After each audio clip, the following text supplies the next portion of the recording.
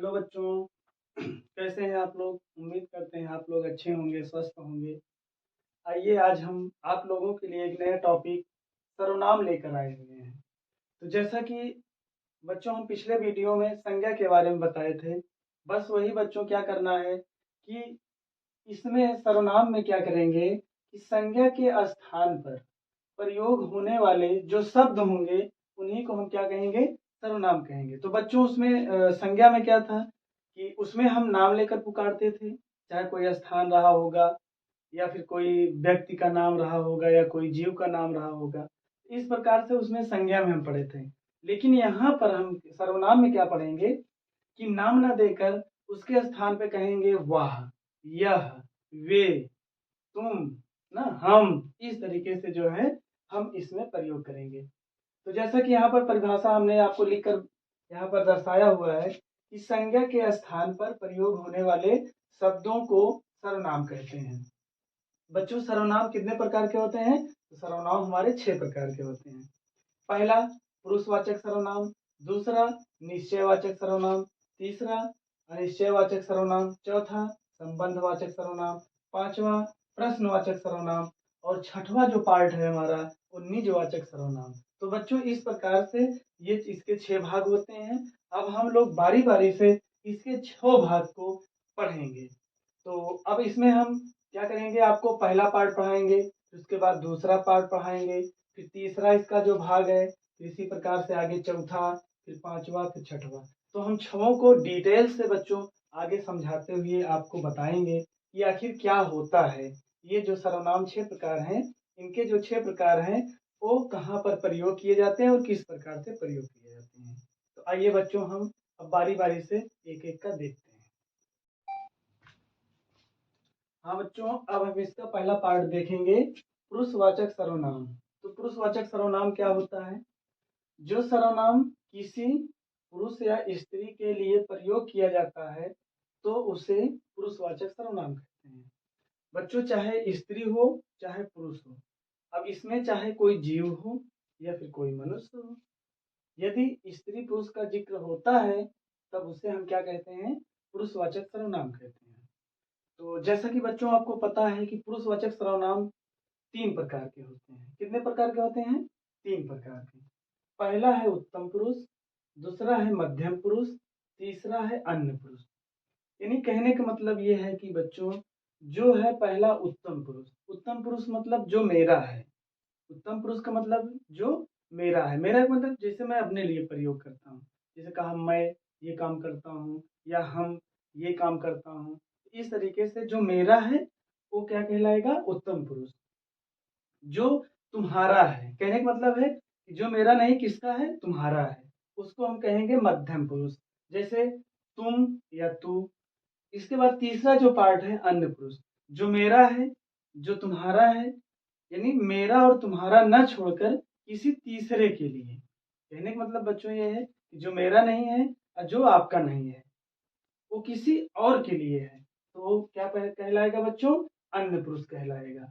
तो आइए हम इसको यहाँ परिभाषा इसकी लिखे हैं और उदाहरण भी लिख के आपको समझाए हैं कि उत्तम पुरुष किसे कहते हैं।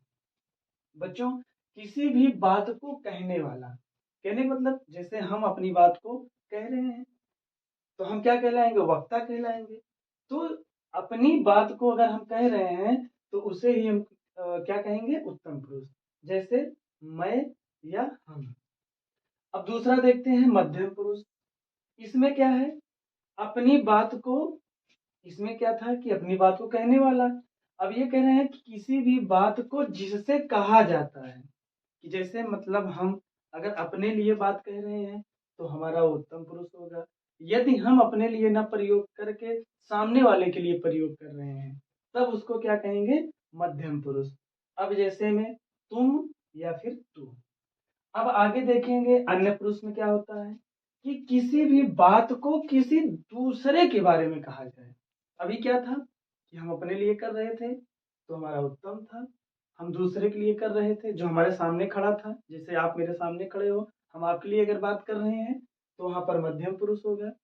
यदि हम आपकी और अपनी बात ना करके किसी अन्य की बात करते हैं, कोई वहां तीसरा होगा, अगर उसकी बात करेंगे तो उसे ही क्या कहेंगे बच्चों, अन्य पुरुष। जैसे वह, जैसे कहा ना, वह जाता है, वह खाता है, या फिर वे आते हैं, वे जाते हैं। तो इस प्रकार से बच्चों पहला पार्ट जो है पुरुषवाचक सर्वनाम, ये तीन इसके पार्ट होते हैं, यानी तीन भाग हैं। पहला है उत्तम पुरुष, दूसरा है मध्यम पुरुष, तीसरा है अन्य पुरुष। तो पहला हमने आपको बताया जो हम अपने लिए प्रयोग करेंगे वो होगा उत्तम पुरुष, जो हम आपके लिए प्रयोग करेंगे वो होगा मध्यम पुरुष, और जो हम आपके और अपने लिए ना प्रयोग करेंगे, किसी तीसरे के लिए प्रयोग करेंगे, तो वहां बच्चों क्या होगा, अन्य पुरुष। तो अब हम इसका दूसरा भाग देखते हैं। आइए बच्चों, अब इसका दूसरा पार्ट देखते हैं, निजवाचक सर्वनाम। तो अब निजवाचक सर्वनाम क्या होता है, यहाँ पर परिभाषा हम लिखे हुए हैं, आइए समझते हैं इसको। जिस सर्वनाम से किसी वस्तु का निश्चित होने का ज्ञान होता है। जैसे कहने का मतलब यह है बच्चों कि जैसे हम किसी भी वस्तु के बारे में जैसे खोज रहे हो, या फिर किसी वस्तु को प्राप्त करने के लिए सोच रहे हो, यदि वो हमको दिख जाती है या फिर हमको प्राप्त हो जाती है, तो वही क्या होता है भाई, निश्चित होता है। तो ऐसे जो भी होंगे ऐसी वस्तुएं जो हमें प्राप्त हो जाएंगी, उन्हें हम क्या कहेंगे, निजवाचक सर्वनाम। जैसे यह सांप है, तो अब यहाँ पर बच्चों ये है कि निश्चित है, यानी एकदम हमको पता हो गया कि ये क्या है, सांप है। और दूसरा देखते हैं, यह राकेश है। जैसे मान लीजिए कोई व्यक्ति है, अब हम दूर से देख रहे थे तो हमें क्लियर नहीं हो रहा था कि राकेश है या मोहन है या कोई और है, लेकिन जब उसको हमने देखा पास में जाकर, या फिर दूर से ही अगर हमको समझ में आया, तो हम जब देखे तो पता लगा कि क्यों कौन है, राकेश है। तो अब यहाँ पर बच्चों क्या था कि एकदम निश्चित हो रहा है, यानी एकदम हमको क्लियर पता हो जा रहा है कि यहाँ पर जो है क्या है, सांप है, और यहाँ क्या है, राकेश। तो इस तरीके से अगर जहाँ पर हमें पता हो जाएगा, क्लियर रहेगा, उसी को हम क्या कहेंगे, निजवाचक सर्वनाम। अब बच्चों इसी में हम तीसरा पार्ट देखेंगे जो है अनिश्चयवाचक सर्वनाम। अब अनिश्चय से ही आपको पता हो जाएगा कि अब यहाँ पर हमें क्लियर नहीं रहेगा, यानी मालूम ही नहीं रहेगा कि कितना है या कौन है या किस तरह से है। जैसे इसमें क्या था कि मतलब पता हो गया था कि हाँ ये सांप है, ये राकेश है, ये मोहन है, ये दिनेश है, ये राधा है, ये सीता है, इस तरीके से हमें पता हो गया था। लेकिन इसमें क्या है, इसमें पता ही नहीं चलेगा। जैसे यहाँ निश्चयवाचक सर्वनाम में हम इसकी परिभाषा देखते हैं, तो जिस सर्वनाम में किसी वस्तु का निश्चित होने का ज्ञान नहीं होता है, उसमें क्या था, निश्चित होने का ज्ञान था। अब इसमें निश्चित होने का ज्ञान नहीं होता है, तो ऐसे ही सर्वनाम को हम क्या कहते हैं, अनिश्चयवाचक सर्वनाम। अब जैसे यहाँ किसी को पढ़ाओ, यानी यहाँ पर क्लियर ही नहीं है कि किसके बारे में बात किया जा रहा है। किसी को कोई भी हो सकता है, क्लियर नहीं है। अगर जब क्लियर नहीं होगा तो उसे हम क्या कहेंगे, अनिश्चयवाचक सर्वनाम। दूसरा है जैसे दाल में कुछ काला है, पता नहीं क्या काला है, लेकिन है काला। अगर पता हो जाता तो भाई हमको तुरंत हम बोल देते कि निजवाचक सर्वनाम है। अब यहाँ पर नहीं पता है तो हम सीधा सीधा क्या बोलेंगे, अनिश्चयवाचक सर्वनाम।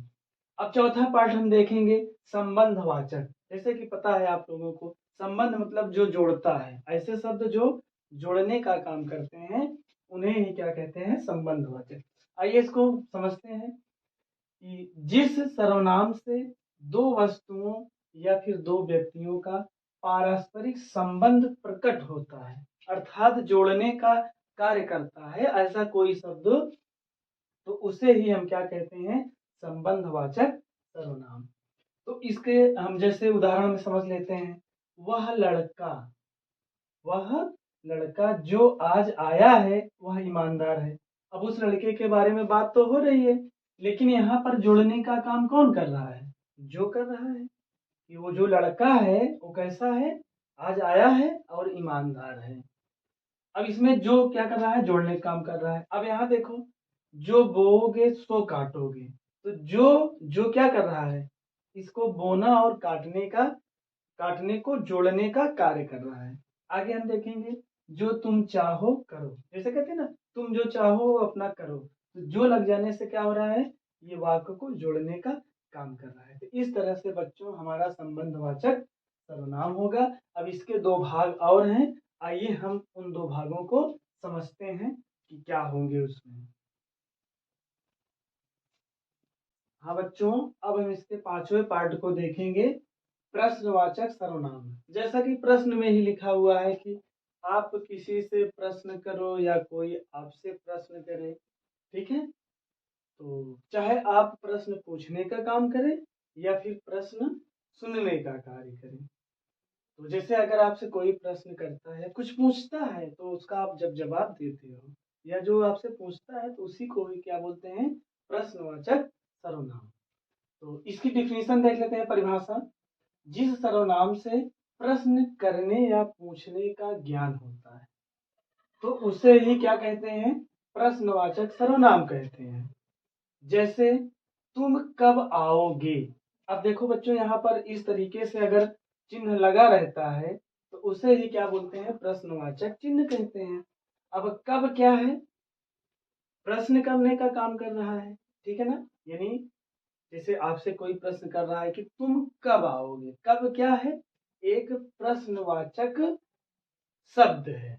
उसी प्रकार दूसरा देखेंगे, राम क्यों पढ़ रहा है।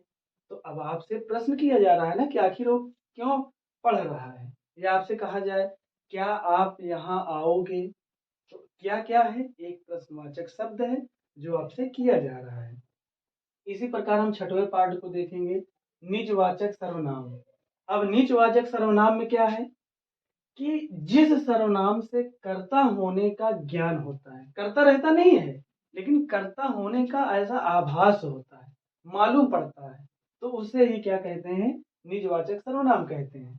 अब जैसे उदाहरण के माध्यम से समझ लेते हैं, आप जैसा समझे करें। अब आप में कोई भी हो सकता है, आप हो सकते हैं, कोई अन्य व्यक्ति हो सकता है, या फिर यह आपका ही घर है, यानी किसी के बारे में कहा जा रहा है, यह जो घर है वो किसका है, आपका है।